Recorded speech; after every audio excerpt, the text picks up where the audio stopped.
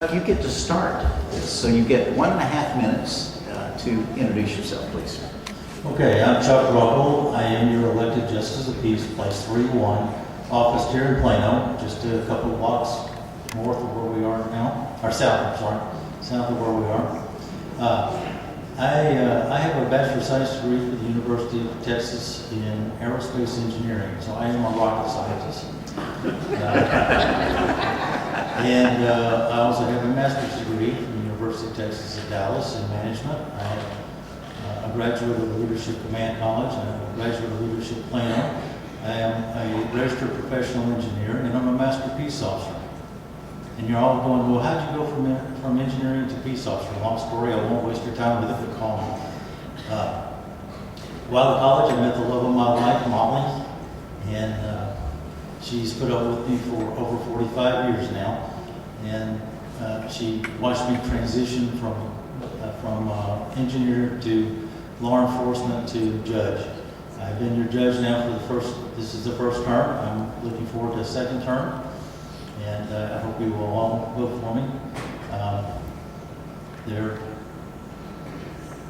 The transition from engineer to the office has been interesting because we learn how to look at complex problems and solve them. That's what we did.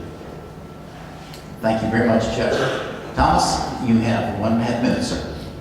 Good evening. My name is Thomas Hayden.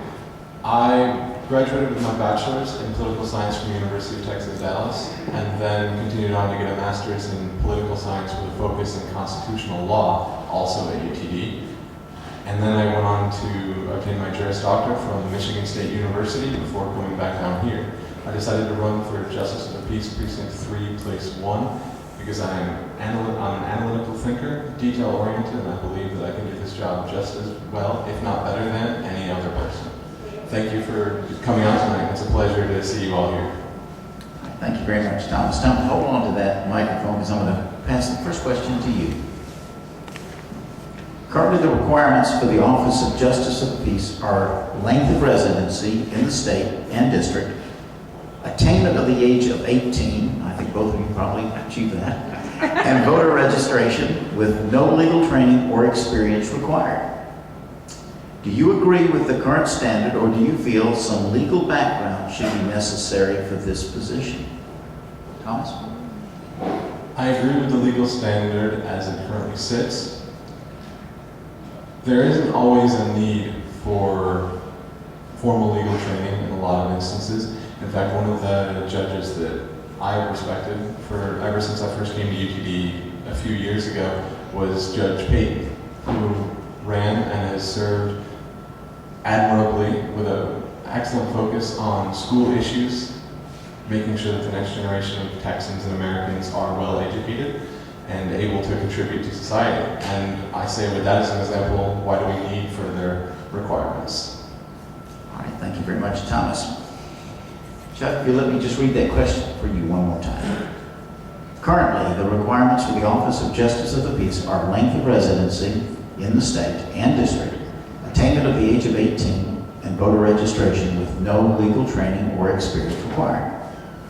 Do you agree with the current standard, or do you feel some legal background should be necessary for this position? I agree with the standards as they are, but I also agree that some legal background helps a great deal, especially when you're learning this job. The learning curve is tremendous. There are so many new laws, and laws change every 2 years. We are the people's court, so I strongly believe that a lawyer is not necessary in the people's court. I want the people to be able to feel free to tell their story the way they want to tell it, and to provide the information in a manner that they feel comfortable. And right now, our laws allow us to do that. It's not always been this way. But in 2013, the laws were changed, and Justice Court is a little different than it was before. Thank you very much, sir. Chuck, this one comes to you now. You get to answer this one first. What life experiences have prepared you for the position of Justice of the Peace? all of life has prepared me. It's everything that you do is an experience, and you take those experiences and pile them on each other, and they make you the person you are. I have management experience. I have leadership experience. I have experience in the law. I have experience in judicial matters. I have seen, just this past year, almost 10,000 cases, both civil and criminal. In the past, I have dealt with numbers of people. I've had over 200 people reporting to me in certain positions. I dealt every day with budgeting, with hiring, with firing, with motivating, and changing procedures so that they work best for the entity that we were dealing with. All of these experiences come together. Now I have 5 employees, but we have 5 great employees. And those people are motivated every single day to provide the best service to the citizens of Collin County. And that's what we do, and we do it very well, I believe. Thank you. Thanks very much, Chuck. Thomas, the question for you again. What life experiences have prepared you for the position of Justice of the Peace? There are 2 major life experiences that I would highlight. One was going to law school. When you go to law school, it isn't necessarily to become a lawyer. I didn't go on to become a lawyer. It teaches you a certain way to think, a way to look at problems, a way to read closely, listen carefully, and then weigh all the facts before coming to a decision or making an argument. And that, I think, is crucial. And the second experience I would mention is adopting a son. It can be quite an adventure suddenly becoming a parent or an important figure in someone's life, knowing that they're going to look up to you for many years, hopefully. Given that you have to carry yourself well, you have to think about what your actions or your words may reflect and how other people may view them, even when things are tired, you're tired, things are running well or poorly. It's important to always think about the ramifications of your actions. So those are a couple of experiences that I would highlight. Thank you very much, Thomas. And I'll follow on with question number 3 for you. Many of the cases handled by a Justice of the Peace involve minor first offender crimes, truancy, and similar type issues.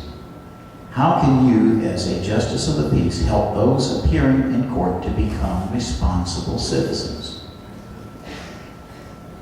Picking up with part of the statement I just made, it's important to understand that actions have consequences and that the things you do today can carry on down the line. That doesn't mean every action you take needs to have a dire consequence, but everyone needs to understand that there's something called path dependency. And once you start down a certain path, at some point it is impossible to turn around, go back, and start again.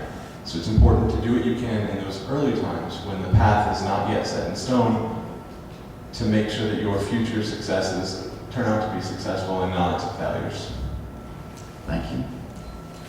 And now back to you, Chuck, on this one. Many of the cases handled by Justice of the Peace involve minor first offender crimes, truancy, and similar issues. How can you, as Justice of the Peace, help those appearing in court to become responsible citizens?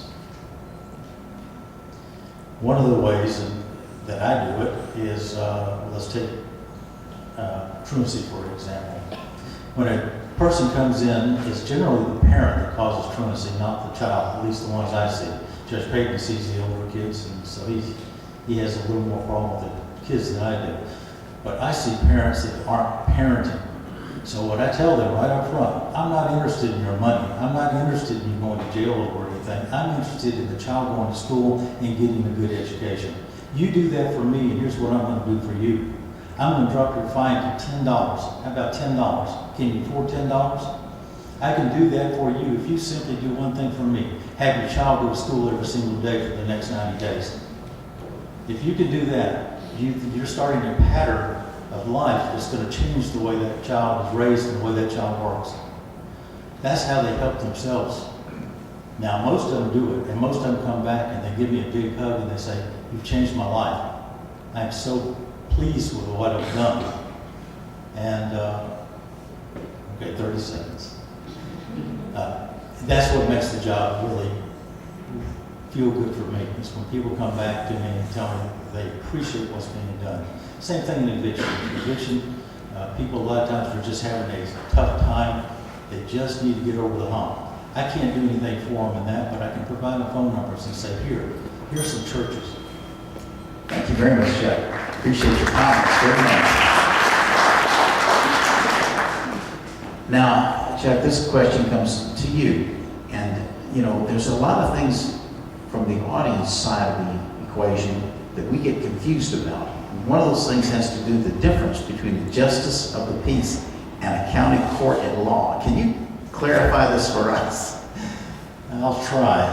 Well, most people, when they think of justice of the peace, they think of one of two things. Either, the guy you go to get married, or the judge in the law west of the Pecos, Judge Roy B.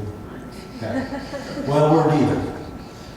Yes, we do marriages, but every other judge is able to do marriages as well. What we do is we see cases that are $10,000 in controversy or less on the civil side, and misdemeanors not punishable by jail, punishable by fine only on the criminal side.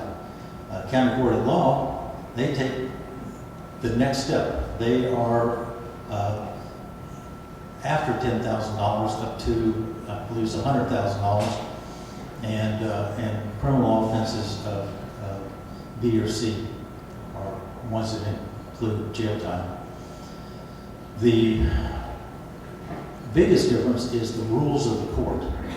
In the past, we had to follow the same rules, and that was the rules of criminal procedure and the rules of evidence, that kind of thing. Now, since August of 2013, the justice courts were able to develop cases. The judge is able to develop a case himself. He can ask questions. You do not have to follow the rules of evidence. It's up to the judge to decide if you want to do that or not. It makes it much easier for the pro se defendants and the pro se litigants to have their day in court and actually be heard and find justice. Thank you very much. Thomas, I'd like to ask you the same question. What are the major differences between a justice of the peace court and a county court at law? Judge Ruckel did an excellent job of explaining the differences, so rather than reiterate exactly what he just said, I would just say that if I were trying to explain it to someone, the justice of the peace is the entry-level court. Hopefully if you have to deal with a court, it's hopefully the only one you ever have to, because hopefully you won't be involved in any serious issues. But if you are able to, hopefully stay away and only see us when you're going to come and get married, because that's a day that you should celebrate and enjoy and remember forever, and that's what you want to remember. Thanks very much, Thomas.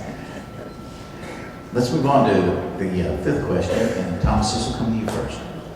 Besides court cases, a justice of the peace also performs weddings and other services. Both of you have spoken about that. How much additional time does this take besides normal court functions, and do these special services conflict with the normal day-to-day responsibilities of this office? To be upfront, I have never served as a justice of the peace in Texas, so I do not know the day-to-day operations and what the actual breakdown is. Judge Ruckel, I'm sure, will be able to give you a much more accurate and experienced answer on that. What I will say is it's important to put in as much time as is necessary. If you have to stay a little bit late to make a little bit of an arrangement for someone, then you can do so. If you have to come in a little bit earlier, you can do so. We're servants of the people, and you should be there to help them and to make things better when you can for their life, because whether they're there for a good reason or a bad reason, you want them to go away feeling a little bit better than they did when they first came in and saw you. Thank you very much, Thomas. Judge, let me give you this question one more time. All right. Besides court cases, the justice of the peace also performs weddings and other services. How much additional time does it take besides normal court functions? And do these special services conflict with the normal day-to-day responsibilities of this office? My court is a very busy court.